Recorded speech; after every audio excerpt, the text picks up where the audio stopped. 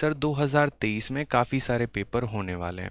मैंने उस दिन भी आपको पीपीटी में दिखाया था कि आपके सामने कई सारे अपॉर्चुनिटी हैं, पर्टिकुलरली सीजीएल है, उसके बाद आपका सीएचएसएल है, और सीएचएसएल के तो मेरे भाई दो दो पेपर होने वाले हैं, ठीक है। उसके बाद आपका एमटीएस है, इस एमटीएस के भी आपके दो दो पेपर होने वाले हैं।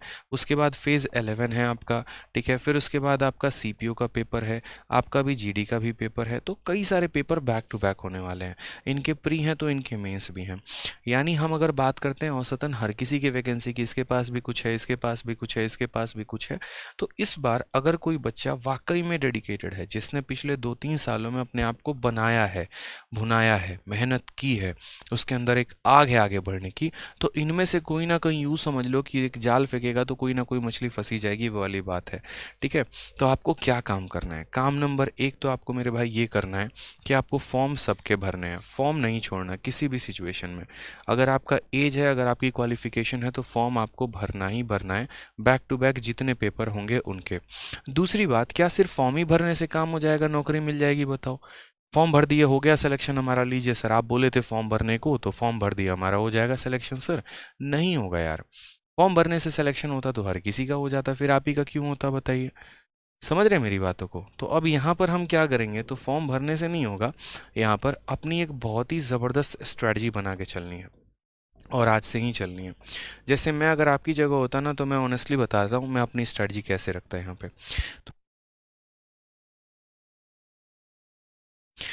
तो मैं अपनी स्ट्रेटजी ऐसे बनाता कि मैं आराम से वो 5 रुपए वाली कार्डबोर्ड लेकर आता, उस कार्डबोर्ड के मैं यहाँ पर कई सारे भाग करता। देखो मैं जैसे बताता हूँ मेरी स्ट्रेटजी कैसे होती थी हमेशा, ठीक है। कुछ नहीं करना होता था, बस एक ऐसा छोटा सा कार्डबोर्ड लेके आऊँगा 5 रुपए वाली स्टेशनरी की दुकान से, इतना बड़ा, ठीक है, बड़ा वाला, कंजूसी मत करना, 5 रुपए वाली लेके आना।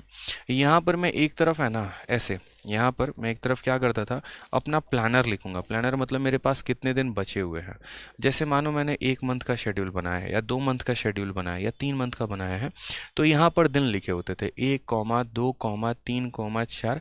हो सकता है बहुतों को बेफिजूल लगे, हो सकता है बहुतों को इंटरेस्टिंग लगे, क्योंकि तरीके बदलते रहा करो, उससे मोटिवेशन मिलती है, थोड़ा अच्छा लगता है, ठीक है। ऐसे कर करके मानो मैंने 45 डेज़ के शेड्यूल बनाया, तो 45 दिन तक मैंने यहाँ कर दिया, ठीक है। उसके बाद मैंने यहाँ टारगेट बनाया कि इन 45 दिनों में मुझे क्या करना है। तो इन 45 दिनों में जैसे मानो मैथ्स है, तो मैथ्स का मुझे यहाँ पर चैप्टर है प्रॉफिट परसेंटेज हो गया, फिर यहाँ पर प्रॉफिट एंड लॉस हो गया, फिर यहाँ जैसे मानो टाइम एंड वर्क हो गया, फिर मानो SICI हो गया। ऐसे करके मैंने 4 चैप्टर यहाँ लिख दिए हैं। एक एडवांस का भी बीच में लगा दो, ताकि अरिथमेटिक एडवांस साथ में चलते रहे, ठीक है। यहाँ पे कोई दिक्कत की बात है?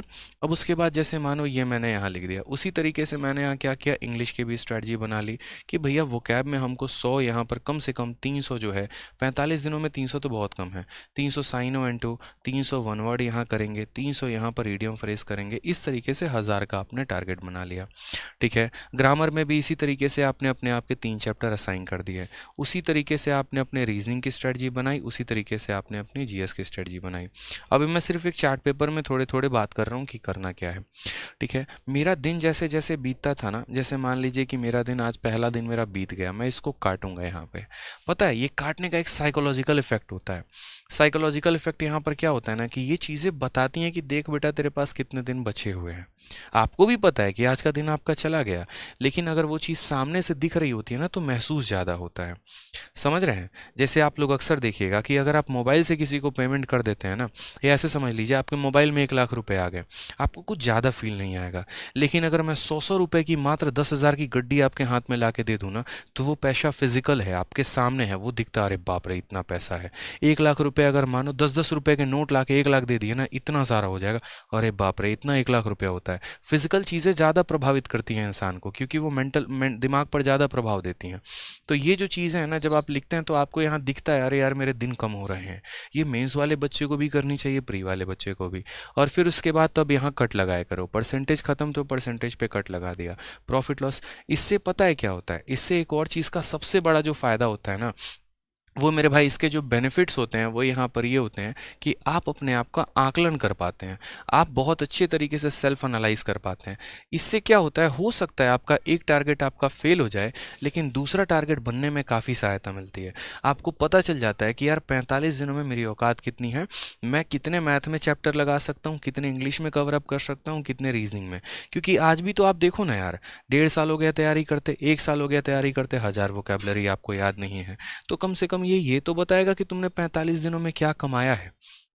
जितने आपके यहाँ पर चार्ट में कट लगे होंगे समझ लीजिए मेहनत आपने उतनी ही की है, और कट नहीं लगा है तो मतलब आपने नहीं की है। तो सबसे बड़ा आकलन यही है।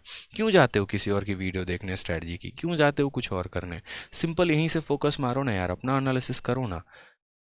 ठीक है, तो इस तरीके से जो है आप काम कर सकते हैं अपना शेड्यूल बना के। ठीक है, साथ में यहाँ पर जो है कुछ नोट भी लिख सकते हैं। नोट यहाँ पर क्या लिख सकते हैं, अपनी चीज़ों के बारे में। जैसे मानिए आपने पढ़ाई की, आपको लगा यार ये जो वाला जो पॉइंट है ना और कवर अप कर लेना चाहिए, जैसे फॉर्मूला बुक है वो भी थोड़ा सा देख लिया। जैसे मानो हो सकता है कोई मॉक टेस्ट दिया, कुछ अच्छा क्वेश्चन लगा तो उसके लिए एक स्पेशल डायरी बना ली, उस डायरी का यहाँ मेंशन कर दिया। तो ये ऐसे बहुत रामबान तरीके से इस तरीके से चीज़ें साबित होती हैं। मैंने हर बार मतलब हर 2-2 महीने पे मेरा चार्ट टेबल जो है वो बदलता रहता था। ठीक है, मैं कभी फुर्सत में फ़ोटो दिखाऊंगा आपको यहाँ पे। ठीक है, तो इससे हमारा बहुत ज़्यादा बेनिफिट होता है, इस पर काम करो आप।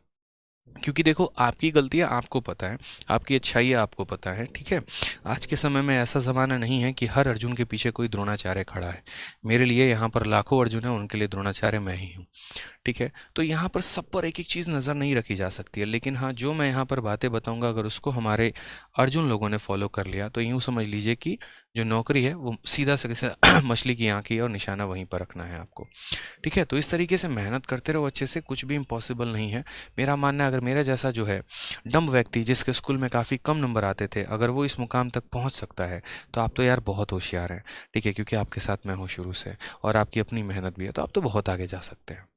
ठीक है, जीवन में कुछ भी इम्पॉसिबल नहीं है यार, कुछ भी इम्पॉसिबल नहीं है।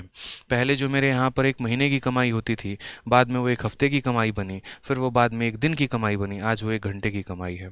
शायद कल के दिन जीवन में 1 सेकंड की भी कमाई हो। और वो कमाई क्या है, तो वो कमाई आप लोगों का लाइव वॉचिंग है। समझ लीजिए कि एक महीने में पहले मेरे जितने लाइव वॉचिंग होते थे, फिर वो एक हफ्ते में लाइव वॉचिंग पे आए, फिर वो एक दिन में आए, फिर वो 1 मिनट में, आप वो 1 सेकंड की जो हमारी है यहाँ पर लाइव वॉचिंग व्यूज़ हैं, प्यार है, ये मेरी कमाई है। टेंशन मत लो, अकाउंट की बात नहीं कर रहा था मैं। ठीक है, तो ये जो है जीवन में आगे बढ़ने के कई कई सारे हिस्से होते हैं, स्रोत होते हैं, बढ़ते चले जाओ, मेहनत करते चले जाओ, बहुत कुछ हासिल कर। ठीक है भाई, चलो तो मेहनत करो यहाँ